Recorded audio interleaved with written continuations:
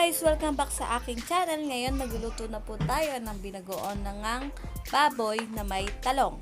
Una, mantika. Sunod, itong sibuyas. Painitin nyo muna po yung mantika. And then, ilagay nyo na yung bawang.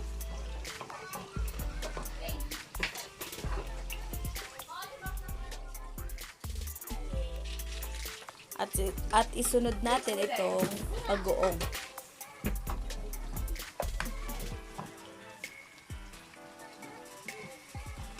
Hintayin lang po nating maluto itong bagoong.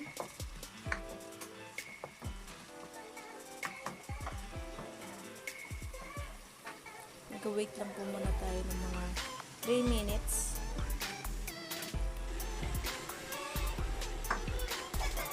At ngayon, ilalagay naman natin ang baboy. Yan po ang baboy. Slicein nyo lang po ng maliliit yung baboy para mas okay.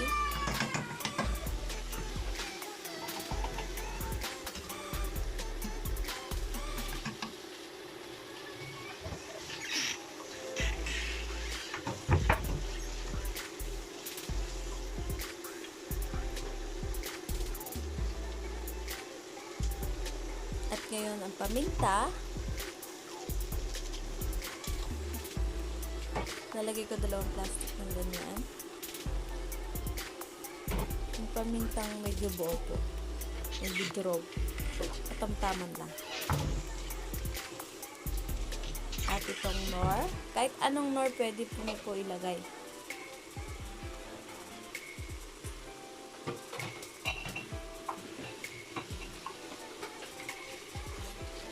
Kalahati lang po nilagay ko na nor.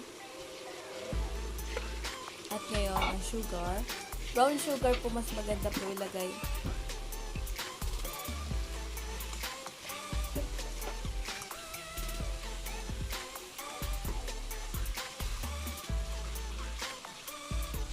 And haluhaluin po natin hanggang maluto. Tapos, mag-wait tayo ng mga 5 minutes. Yan, 5 minutes na po.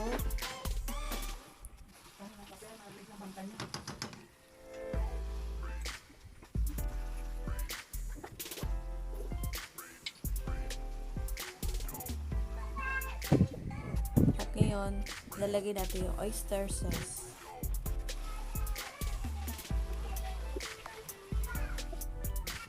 Dalawa lang po. At itong soy sauce. Kahit anong soy sauce po, pwede nyo po ilagay. Kung wala po kayong Chinese soy sauce, pwede po yung soy sauce. Kung ano man meron po kayo dyan. Konti lang po, wag mo pong maraming toyo or soy sauce.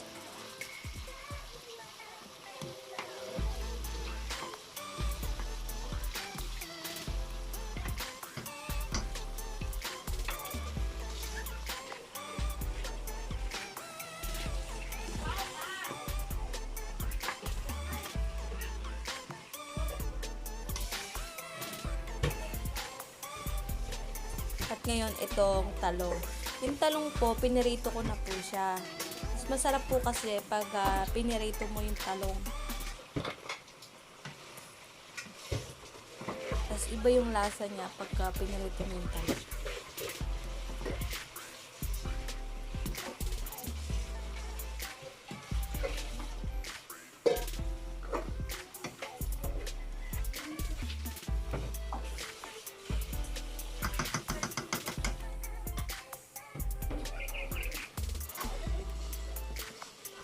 Yan, mag-wait lang po tayo ng mga 3 minutes to 5 minutes.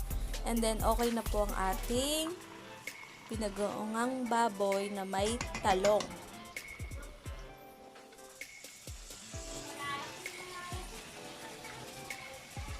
Ayan po. Ready na po. Ready to serve na po.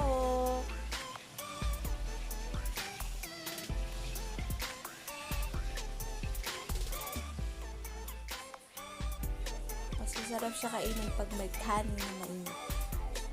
Thanks for watching and I hope you like this video, and please don't forget to like and subscribe to my channel. Thank you! Salamat sa panonood!